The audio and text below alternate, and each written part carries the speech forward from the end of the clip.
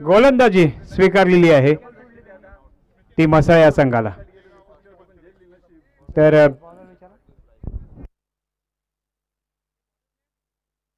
परवेज पहिला षटक या ठिकाणी हाताळताना पाहायला मिळेल. खरोखर सांगतो सुंदर आयोजन या ठिकाणी पाहायला मिळत आहे आणि या ठिकाणी बिनीची जोडी पाहायला मिळत आहे. कोकण 11ची नावं कळली तर बरं होईल. पहिला चेंडू निर्धाव चेंडू या ठिकाणी पाहायला मिळतोय. अतिशय सुंदर स्लोअर गोन चेंडू या ठिकाणी पाहायला मिळालं आणि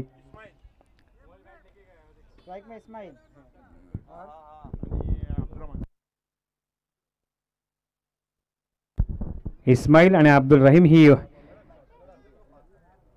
सलामीची जोडी आणि इस्माईलच्या बॅटमधून येणारा पहिला चौकार या ठिकाणी पाहायला मिळतोय. मिड विकेटच्या दिशेने मारलेला हा मिडॉन वायडिश मिडॉन आणि मिड विकेटच्या मधून जाणारा हा चौकार पहिलाच चौकार येतो या इनिंगचा. त्यामुळे धावसंख्येमध्ये भर पडते. धावसंख्या पोहोचते ती 4 वर. अतिशय सुंदर आयोजन या स्पर्धेचं या ठिकाणी केलं ते श्रीवर्धन बॉईज या सर्व सदस्यांनी आणि एक मोठी स्पर्धा आज या ठिकाणी साकारताना पाहायला मिळते. लवकरात लवकर सामना चालू करायचा आहे. मसळाल वेळ घेऊ नका. तर पुढचा चेंडू पहिला निर्धाव दुसरा चौकार आणि तिसरा चेंडू घेऊन येतोय. बघूया आपल्या संघासाठी आणि हा अतिशय सुंदर चेंडू स्वदेशच्या दिशेने मारण्याचा प्रयत्न होता परंतु या ठिकाणी निर्धाव चेंडूची सांगता होताना पाहायला मिळते. एक चांगली चढावड पाहताना पाहायला मिळते ती म्हणजेच आपल्या या स्पर्धेमध्ये एक धाव तर नक्कीच मिळणार आहे ती म्हणजे इस्माईलला. धावसंख्येत भर पडते. धावसंख्या पोहोचते ती 5 वर. पहिलं षटक या ठिकाणी हाताळलं जाते ते म्हणजेच परवेजच्या माध्यमातून. एक चौकार घेतल्यानंतर सुद्धा पुन्हा एकदा लयबद्ध अशी गोलंदाजी करताना तो आपल्याला या ठिकाणी पाहायला मिळतो. लाईन लेंथवर त्याचं पूर्ण नियंत्रण आहे आणि तोच पुढचा चेंडू घेऊन येतोय परवेज. आणि हा खरोखर खोदून काढलेला षटकार जातो का पाहायचं पण अतिशय अप्रतिम असा झेल बाद आहे. फलंदाज बाद आणि या ठिकाणी पहिली सफलता परवेजला मिळते. अब्दुल रहीमच्या स्वरूपात पहिला धक्का मिळालाय तो म्हणजेच कोकण श्रीवर्धनला. 40+ ची ही स्पर्धा. शेवटचा चेंडू येणं बाकी आहे.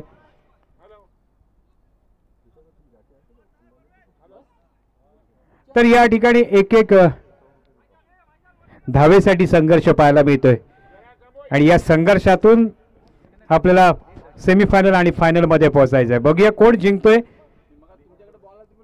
या लीग मधून. खरोखर प्रत्येकाला आपल्याला एक संधी आहे. हरलो तरी सुद्धा पुन्हा एक संधी आहे. अपयशातून यशाकडे वाटचाल करण्यासाठी एक चांगली संधी लीग मॅचेस मधून पाहायला मिळत असते. नॉकआउट मध्ये पहिल्याच मॅच मध्ये बाद झाला तर घरी जावं लागतं परंतु लीग मॅच मध्ये एक आशेचा किरण असतो आणि या ठिकाणी परवेज अतिशय सुंदर गोलंदाजी स्लोअर गोलंदाजी करत आपला पहिलं षटक हाताळलं. यामध्ये त्यांनी 6 धावा दिल्या 5 धावा दिल्या आणि 1 विकेट मिळवली. अतिशय सुंदर गोलंदाजी या ठिकाणी करताना परवेज पाहायला मिळते. यापूर्वीच्या सामन्यामध्ये खरोखरच इर्शाद आणि बावा इम्तियाजनं जबरदस्त बॅटिंग केली होती पहिल्या षटकामध्ये आणि त्याच्याच जोरावर त्यांनी जवळजवळ 27 धावा कुठल्या होत्या आणि आत्ता या ठिकाणी आपल्याला पाहायला मिळते ते म्हणजेच कोकण श्रीवर्धनची धावसंख्या 5. पुन्हा एकदा दुसरं षटक हाताळताना इर्शाद आपल्याला या ठिकाणी पाहायला मिळतोय. 1 धाव तर नक्कीच मिळणार आहे ती म्हणजेच इस्माईलला. एका धावेने काही समाधान होणार नाही आहे. 2 षटकांचा हा सामना. या ठिकाणी उत्तुंग असे षटकार मारणं फार गरजेचं आहे आणि त्याच्याच जोरावर आपण पुढच्या फेरीमध्ये जाऊ शकता. या ठिकाणी परवेजाचा चेंडू आणि हा भिरकावलाय तो म्हणजे स्क्वेअर लेग आंब्याच्या वरून आणि हा जातोय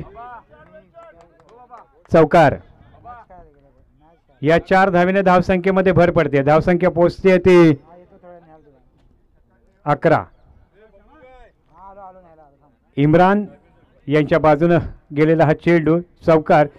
झेलचितची संधी होती परंतु ती गमावलेली आहे आणि पुढचा चेंडू पुन्हा एकदा घेऊन येतोय तो म्हणजेच right hand over the wicket round the wicket over the wicket या ठिकाणी मारा करताना आणि हा इस्माईलचा जबरदस्त प्रहार पाहायला मिळतोय आणि मिड विकेटच्या दिशेनं आणि वाईडिश मिडॉनच्या दिशेनं एक झेल उत्तमरित्या घेताना पाहायला मिळालंय. दुसरी सफलता प्राप्त झालेली ती म्हसळा या संघाला 10 धावसंख्या आहे 10.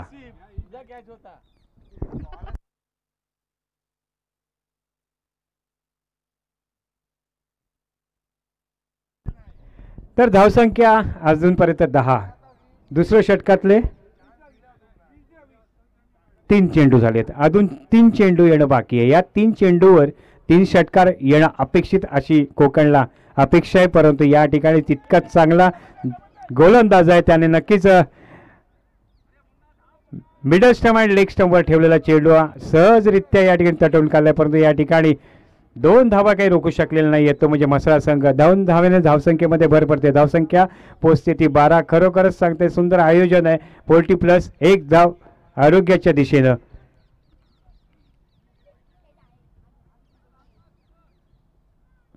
परवेज एक अष्टपैलू असा मसाल्याचा खेळाडू आणि अतिशय सुंदर कव्हर आणि या ठिकाणी किती धावा मिळतात. मनीष जैन फील्ड करताना पाहायला मिळतोय आणि त्या ठिकाणी मनीष जैननी थ्रो करत्या वेळी किती धावा दिल्यात त्या पाहायचं. परंतु या ठिकाणी रनआउटची संधी होती आणि या ठिकाणी रनआउट होत गडी बाद होतोय. धावसंख्या आहे 14. मैदानात लवकरात लवकर पोहोचायचं आहे बॅट्समनने.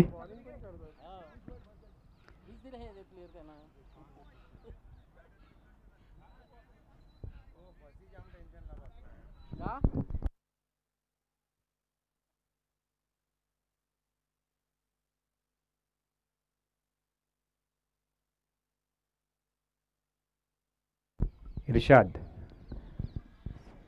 आणि हा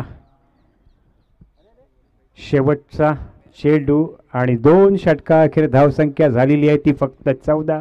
विजयासाठी फक्त 15 धावा करायच्या आहेत. ते म्हणजेच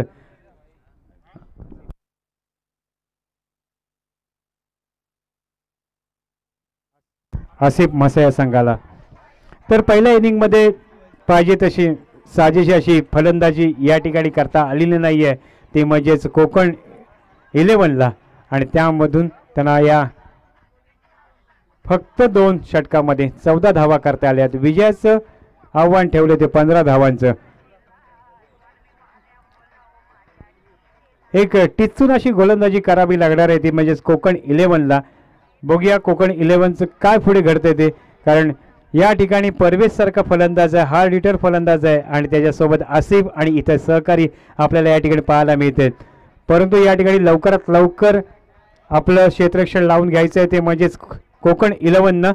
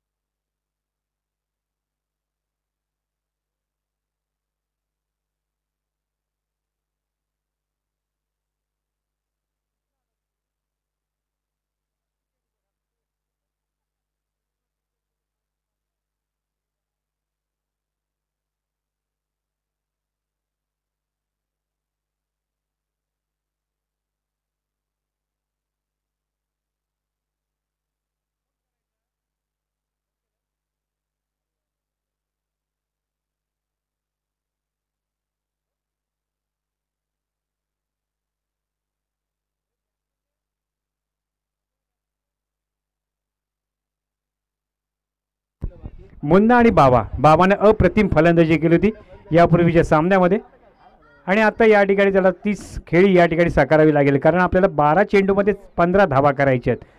12 चेंडू आणि 15 धावांचं आव्हान आहे. कोकण 11 लवकरात लवकर आपलं क्षेत्ररक्षण लावून घ्यायचं आहे. कोकण 11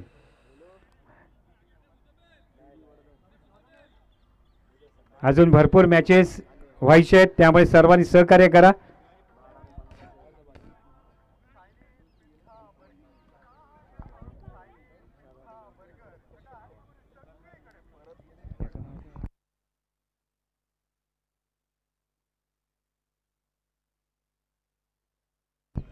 विक्रम पहिला षटक हाताळणार आहे, ते म्हणजेच कोकण 11साठी. आणि आसिफ 11चे फलंदाज, दमदार फलंदाज आपल्याला पाहायला मिळतात मुन्ना आणि बावा. मुन्ना आणि बावा ही सलामीची जोडी मैदानामध्ये पाहायला मिळते. धावांचं आव्हान आहे ते 15 धावांचं 12 चेंडूमध्ये या ठिकाणी पूर्ण करावे लागणार आहे. 40+ ही स्पर्धा प्रथमच श्रीवर्धनमध्ये खेळवली जाते. ओराम स्पर्धा आहे, त्यामुळे 40+ झालेले सर्व खेळाडू आज पुन्हा एकदा मैदानामध्ये आपल्याला या ठिकाणी पाहायला मिळतात.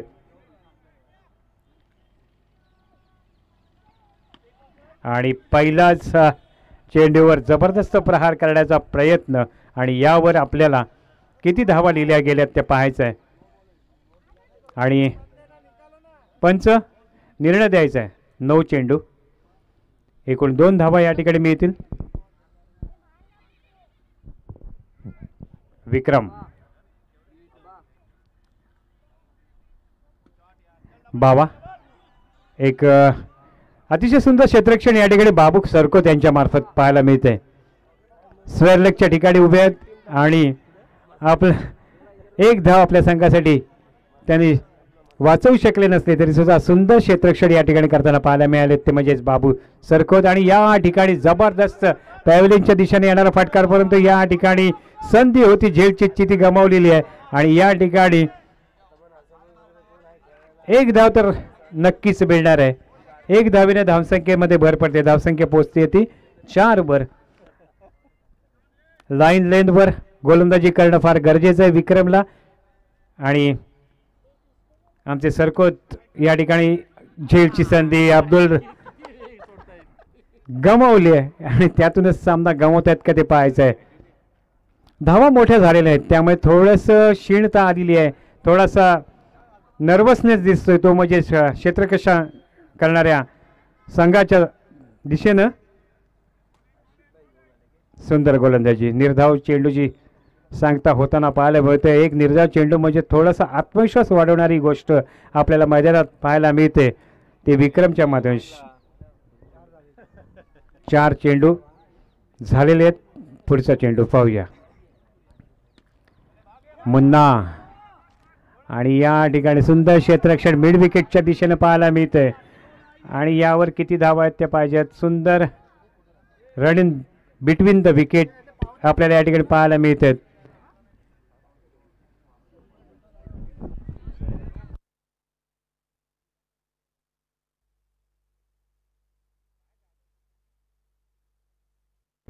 पुढचा चेंडू घेऊन येतो. शेवटचा आपल्या षटकातील शेवटचा चेंडू, इनिंगचा षटकातील शेवटचा चेंडू, त्यामध्ये किती धावा जोडल्या जाणार ते पाहायचे. परंतु निर्धाव चेंडूची सांगता या ठिकाणी होताना पाहायला मिळते, त्यामुळे एक निर्धाव चेंडू नक्कीच या ठिकाणी आसिफ 11चा विचार करावा लागणार आहे. जरी या ठिकाणी धावांचं आव्हान कमी असलं तरी सुद्धा एक निर्धाव चेंडू नक्कीच टेन्शन वाढवेल. पुढचा षटक कोण हाताळते ते पाहायचं आहे.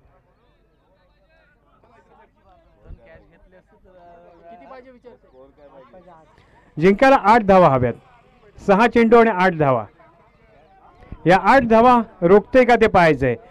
एक अनुशासन रित्या गोलंदाजी केली तर नक्कीच तुम्ही या सामन्यामध्ये पकड मिळवू शकता. कोकण 11 बघूया. चांगलं क्षेत्ररक्षण आणि चांगलं गोलंदाजी होणं फार गरजेची आहे. गोलंदाजीच्या जोरावर क्षेत्ररक्षण होणं फार गरजेचं आहे आणि ते या मैदानामध्ये होताना दिसतंय का ते पाहायचं आहे. षटक घेऊन येतोय. दुसरं शेवटचं अंतिम षटक या ठिकाणी आपल्याला पाहायला मिळतंय. परवेज, विजयाचं आव्हान आहे 8 धावांचं 6 चेंडूमध्ये. लवकर सामना चालू करा.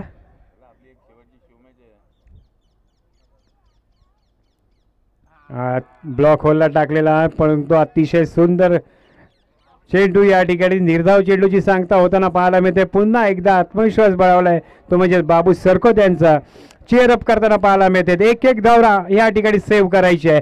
एक चेंडू पुढचे चेंडू यायला जितके निर्धाव येतील तितका आत्मविश्वास आपल्या कोकण 11चा वाढणार आहे. ते आत्मविश्वास वाढवताना या ठिकाणी बाबू सरको पाहायला मिळते. पुढचा चेंडू या ठिकाणी परवेजचा आणि यावर खोदून काढलाय आणि तो षटकार आपल्याला या ठिकाणी पाहायला मिळतोय. त्यामुळे हा सामना या ठिकाणी 13 धावांवर पोहोचलाय. अजून विजयासाठी 2 धावांची आवश्यकता आहे. 4 चेंडू 2 धावा असं समीकरण या षटकारानंतर पाहायला मिळतंय.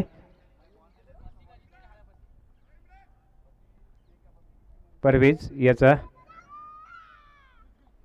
पॉइंटच्या दिशेने ढकलून काढलेला चेंडू, 1 धाव तर नक्कीच मिळतंय. तर थोडंसं सेन्सिबल क्रिकेट या ठिकाणी बावाच्या माध्यमातून आपल्याला पाहायला मिळतोय. एक षटकार आणि त्यानंतर 1 धाव घेत एक आपल्या धावाची गती वाढवण्याचा प्रयत्न करतोय. शेवट जिंकण्यासाठी फक्त 1 धावेची गरज असणार आहे. 3 चेंडू आणि 1 धावांची गरज या ठिकाणी पाहायला मिळते. आणि मुन्नाने सुद्धा अतिशय उत्तमरित्या या ठिकाणी या सामना संपलाय. मी टॉससाठी विनंती करतोय.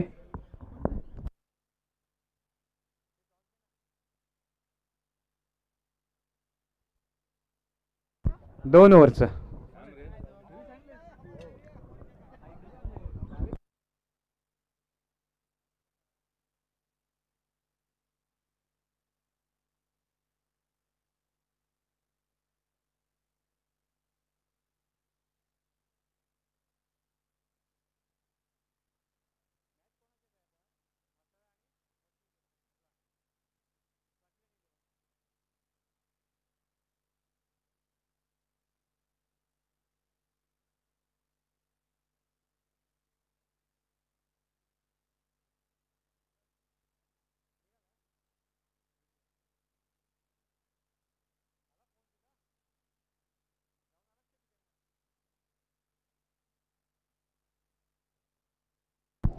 या ठिकाणी सकलेन 11 आणि आसिफ 11चा सामना रंगणार आहे.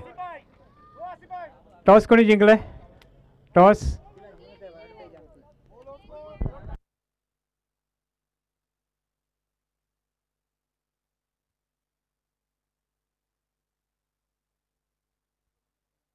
अमित कंगणे. अमित कंगणेंना विनंती करतो व्यासपीठाकडे यायचंय. अमित कंगणे काय कळलं? Saqlain 11 toss win.